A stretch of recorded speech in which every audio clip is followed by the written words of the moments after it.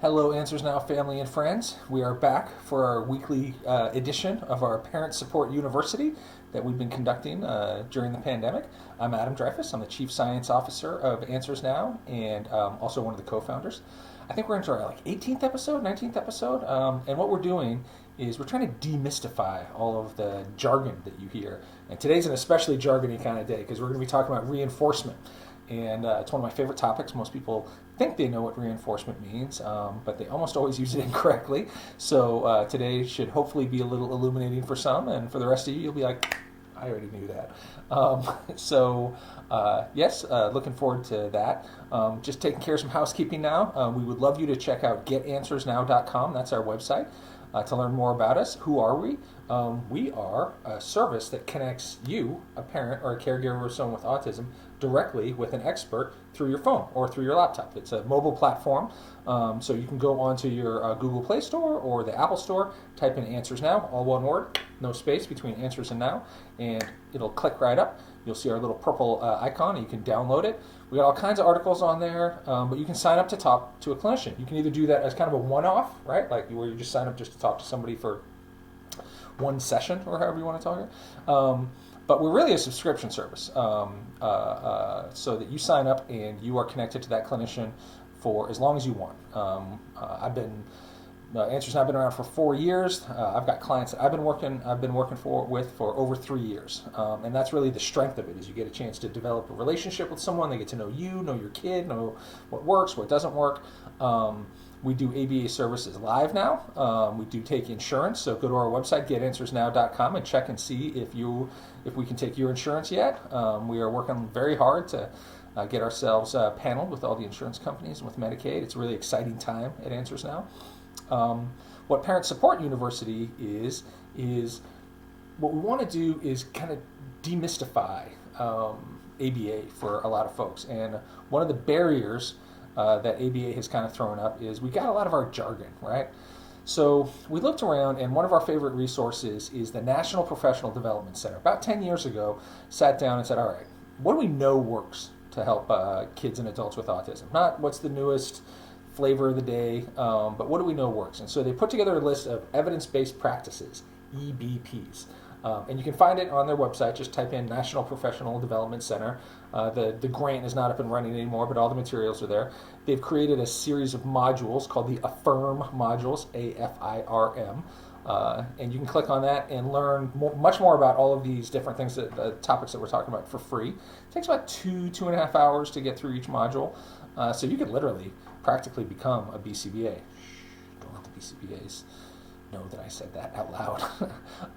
But the materials are all there. There's been a lot of different universities that have put them together. Vanderbilt University has the IRIS modules. Virginia Commonwealth University has their Autism Center of Excellence that has a lot of resources. But we're going just down the NPDC list, and so this week is going to be reinforcement. Reinforcement is one of those, sounds like a really common word, sounds like you know what it means, but it is probably the most misunderstood phenomena. I guess it would be the best way to describe it, because it's an explanation for how behavior occurs. So we'll be going into that in just a second here. Definitely check out getanswersnow.com. Check out our blogs that we have on there. We got all kinds of articles. You can see some of our clinicians. You can find out what we've been up to. So check that out. And now into the meat of the matter. So reinforcement.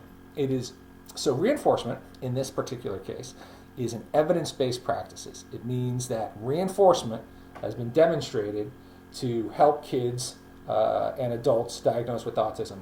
It's really kind of tricky to have it stand by itself like that, because really when you think of all the other interventions that we've talked about, they use reinforcement. Reinforcement is something that's kind of used to get what you want. It's not really a standalone intervention. It's what's woven into all of the different things that we do.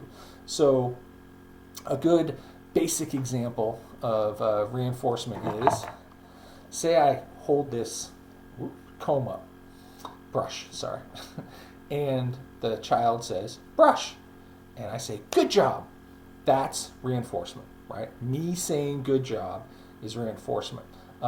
Reinforcement is anything you add into a situation that increases a behavior. So it's a little confusing like that because it sounds like a reward, and it certainly is roughly equivalent to a reward. But the key is it increases the future occurrences of that behavior. So one of the things that's a little misunderstood is you don't really know if something's reinforcing when you do it, right? You only know if it works down the road. So say my kid doesn't pick up his socks, and he picks up his socks. I say, hey, great job picking up your socks. And I think I'm reinforcing him, right? But he doesn't pick up his socks anymore than he did before. So there's another time he comes along and he picks up his socks, and I try it again. Oh, hey, great job picking up your socks. But it doesn't increase his sock picking up behavior. So then it's not really reinforcement. I might be rewarding him, right? He might like me giving him a little pat on the back. But if it doesn't increase the behavior you want, then it's not reinforcement. Also, reinforcement is why the behaviors you don't want go up. Crying, screaming, running away, those have been reinforced. That's why they're occurring. Almost every time I get a phone call, it's because some behavior is spiking, right?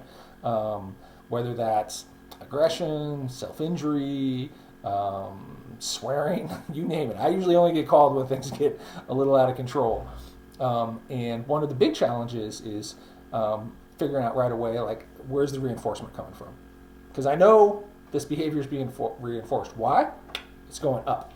So it's a good rule to think about when you're thinking about any kind of behavior, because most of the time you call someone like me, or you get someone else in there, something's happening that you don't like. Maybe he's hitting himself on his head on the floor more.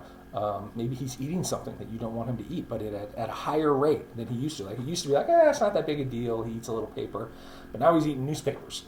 You're like, all right, what's going on here? Important to remember.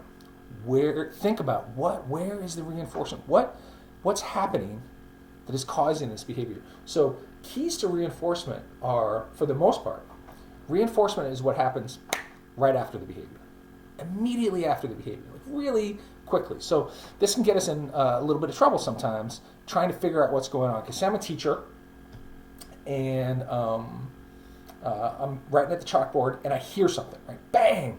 And I turn around, and I see somebody up out of their chair. And I say, sit down.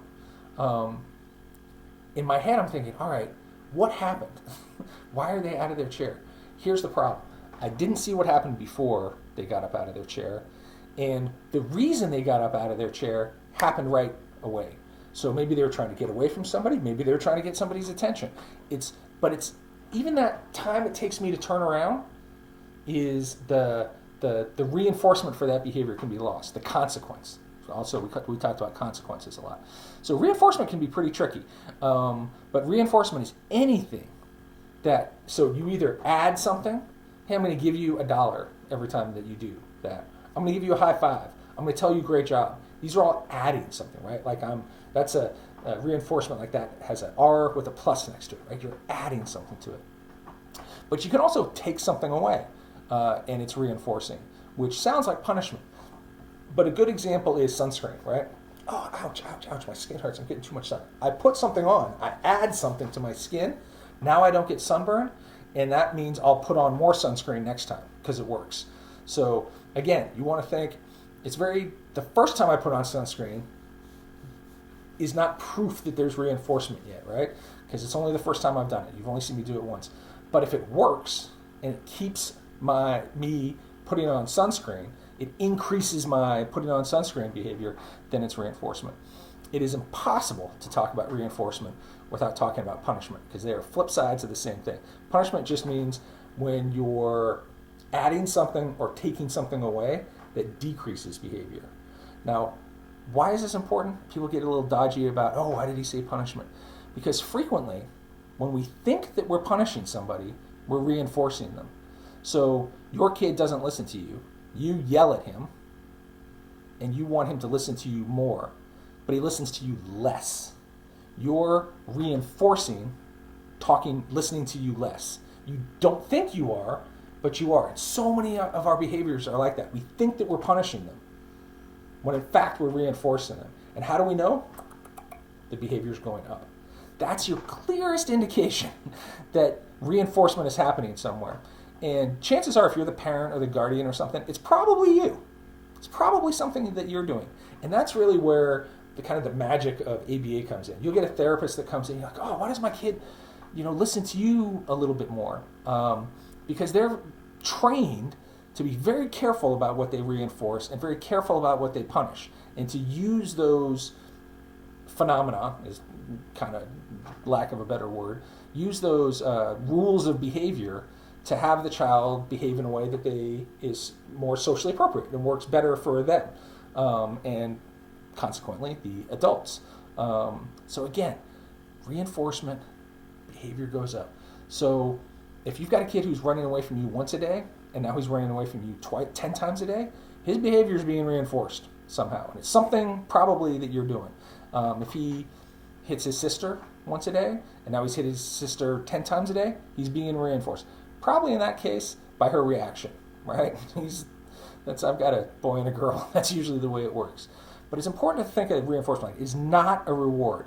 It is something that results in behavior going up. Something's either being added most of the time, right? Like that's what we're trying to do. Hey, I'll give you a cookie. Hey, here's a high five. Hey, these are the things that we're trying to do to increase behaviors, or increase the behaviors that we want. But if we see the behaviors we don't want going up, the same thing is happening. The exact same thing. So in the same way, like say it worked really well. You got your kid to clean his room because every time he cleaned his room, you gave him a quarter and he got to build up some money and he got to do something perfect, right? That's a good example of, sounds like a reward, right? And it is. We weren't sure it was reinforcement, but as he kept earning the quarters and he kept cleaning his room, room cleaning behavior went way up and it worked. Same thing is happening if he's doing something you don't want. Somehow it's being reinforced. Somehow you're giving it a quarter. I liken it to watering, right? You want to water the plant, and the plant grows. Reinforcement's like that. You want to water the behaviors that you want. Now, this is something we forget a lot when the kid's doing what we want them to do. When they just clean their room without being asked. When they're walking along without giving their sister a hard time. When they're not banging their heads on something. That's when you want to reinforce it, right? That's what you want to do. You want to catch them doing stuff that you want to see. And so it's hard to remember because you like glance over, they're just sitting in a chair, everything's fine, right? But that's what you want. You want them to be able to sit in a chair with everything being fine. That's the moment that you say, hey, thank you so much. Whatever the thing is that they really like. So it could be your attention. Hey, give them a hug. It could be, my daughter likes these days, what she calls it, healthy Sprite, sugar-free Sprite.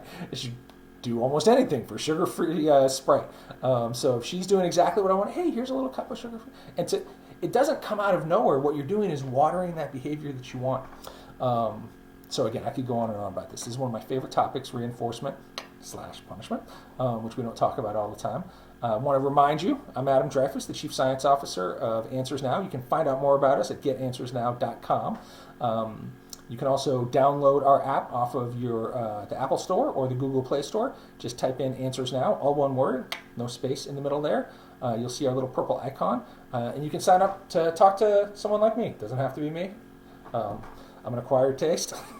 But you can definitely get your own BCBA. And we do take insurance now, so we've got a page where you can type in your information, and we will tell you whether or not we're accepting your insurance now. But really what we want to do is connect you to someone that can help you out. You are not alone. There are a few things on earth more difficult than raising a child or an adult diagnosed with autism. It is a unique challenge, and we're here to tell you right now, A, you're not alone. B, we do have answers. C, we are a lot easier to get a hold of than you would have thought. And that respite, hope, is right around the corner. Especially as if things aren't hard enough, let's throw a pandemic on top of it. And then some racial justice riots. So we feel you. We're here for you. We're a community of folks just like you. And we look forward to hearing from you. So check us out at getanswersnow.com and check us out at the App Store. And remember, water the behavior that you want. Reinforce the behavior that you want. Feel free to drop us a line. Always happy to answer questions, and we will see you soon.